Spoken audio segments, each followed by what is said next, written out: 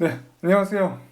자, 오늘은 유럽 여행을 준비하고 있는 분들 중에 겨울에 유럽 갈 만한지, 그렇지 않은지 망설이는 분들을 위한 그런 영상이에요. 여름에 비해서 겨울에 가면은 춥고 좀 어디 다니기도 어렵지 않을까 이런 생각에서 고민을 하시는 분들이 꽤 있는 것 같아요. 겨울에 아무래도 다니시는 분들이 좀 적다 보니까 겨울에 다닐 때 장점도 분명히 있는데 장점이 많이 부각되지 않은 거예요. 여름에 비해서 말이죠.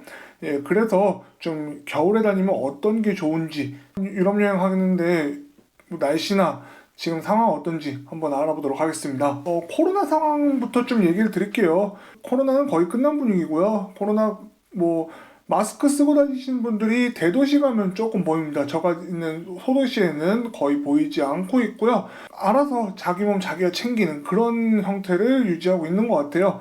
뭐 코로나 때문에 뭐 시설이 폐쇄됐다거나 거의 그런 거는 보이지가 않습니다. 사실상 그런 거는 이제 없다고 봐야겠죠.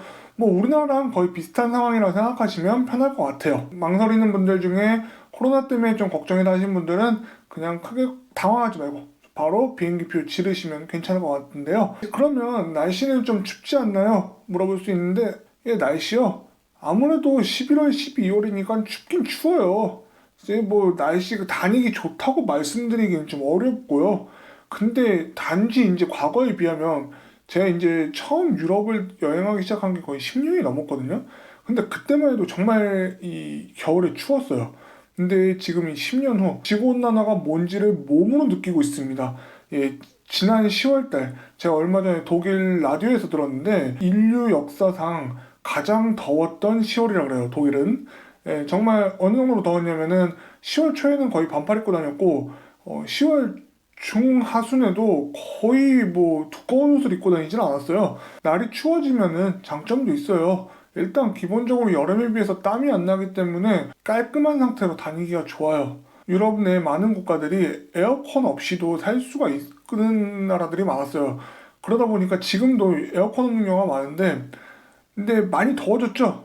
여름에 정말 힘들어요. 땀 뻘뻘 흘리면서 살아야 됩니다. 그런 거 생각하면 겨울도 나쁘지 않은 선택이에요. 또 온난화가 되면서 날이 추워질 때, 뭐 이탈리아나 남유럽 쪽은 또 가을 느낌을 받으면서 여행하기도 괜찮을 거예요.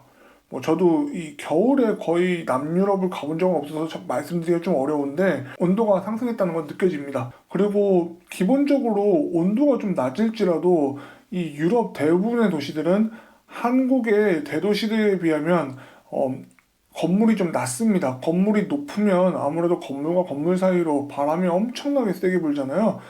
근데 여기는 좀 그런 걱정은 안 해도 될 것 같아요. 그래도 온도가 낮아도 바람 좀 덜 불면은 좀 버틸만 합니다. 그러면 이제 본격적인 장점에 대해서 언급을 해볼게요. 자, 이 날씨, 솔직히 겨울에 유럽 날씨 좋다고는 말씀드리기 어려워요.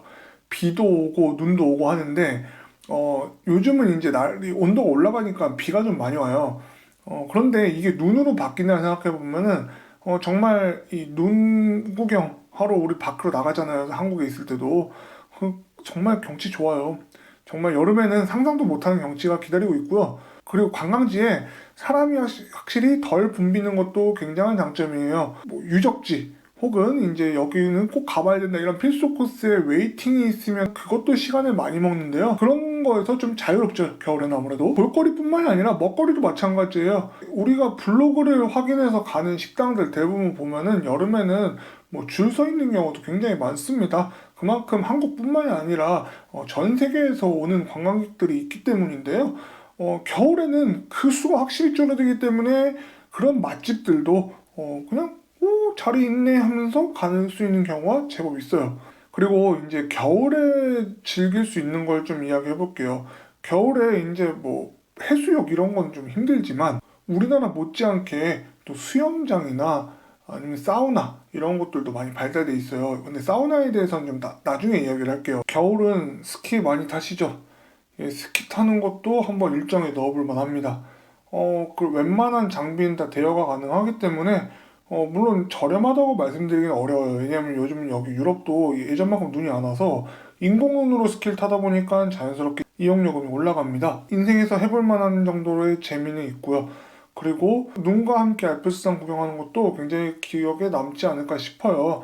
그래서 한마디로 뭐 겨울에 여행 가는 거 괜찮을까? 이런 걱정 지금 많이 하고 계실 거예요. 한 달 후면은 대학생분들은 이제 방학이죠. 아, 방학 때 한번 해볼까? 뭐 이렇게 하는데 망설이면은 그냥 가세요.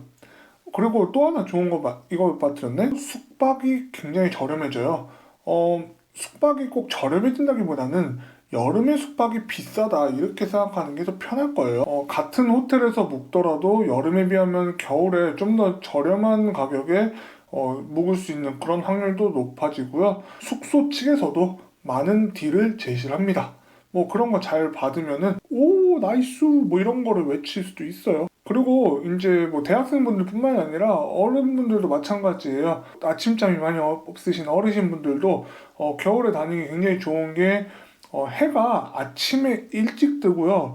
한 오후 5시쯤이면 어두컴컴해지려고 그래요. 뭐 그런데 아침형 인간이다 그럼 최고죠 진짜. 이 우리나라에 비하면은 여름과 겨울 이 해 길이의 차이가 꽤 심한 편이기 때문에 뭐 겨울에도 해 떠 있는 시간 잘 활용하면 그렇게 부족한 시간도 아니에요.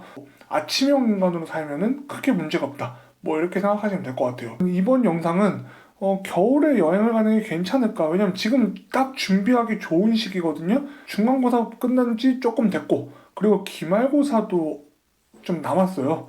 물론 이제 요즘 대학생분들은 공부 많이 하겠지만 유럽 여행을 또 생각하고 있다면 지금 이제 예약을 해놓는 게 가장 속편하죠.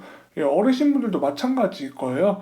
연말에 한번 어디 가보든지 뭐 이런 생각도 해보실 수 있기 때문에 지금 제 영상 보시면서 좀 마음 정리가 되셨으면 좋겠어요. 그리고 겨울에 여행을 할 때 12월 달에 여행을 한다 하시면은 또 크리스마스 마켓을 또 즐길 수도 있다는 거, 뭐 이런 것도 굉장한 장점이에요. 크리스마스 마켓 굉장히 저도 기대하고 있어요. 지금 인생에서 유럽을 꽤 많이 와봤어도 한 번도 12월 달에 있은 적은 없었거든요. 근데 이번에는 12월 달에도 여기 있을 것 같아서 크리스마스 마켓 좀 기대가 되긴 합니다. 그러면 다음에 또 유익한 정보를 갖고 전 돌아오도록 하겠습니다. 바이바이. 끝나지 않았어요. 그리고 궁금한 점이 있으면은 댓글로 남겨주세요.